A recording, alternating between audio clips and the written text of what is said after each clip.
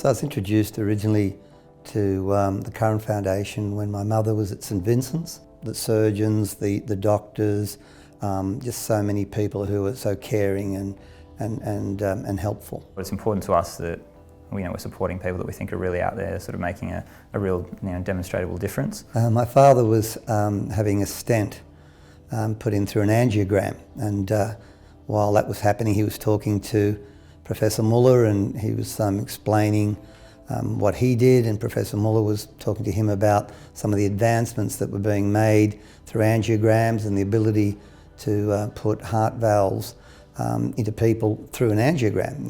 And my father said, "Oh, well, you should talk to my son. He's doing different things and very supportive of hospitals and charities, and he's already doing some things for St Vincent's." And that's really how I met David Muller.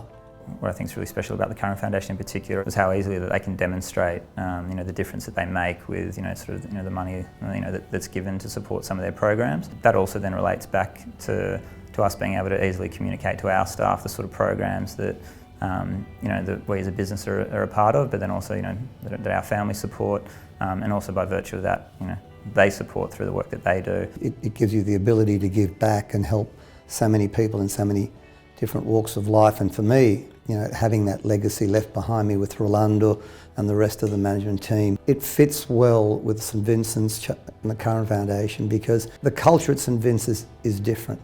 That feeling of caring, of nurturing, and looking after patients, and the compassion that's there is something that is infectious. In terms of carrying on a legacy, I just think it's something that naturally continues because it's part of the culture of the business. St Vincent's does so much for so many people, and I think it's important that people give back to St Vincent's. I think people just take for granted that it's a big hospital, funded, that they don't need support, and I really encourage people just to be very mindful that not to take St Vincent's for granted.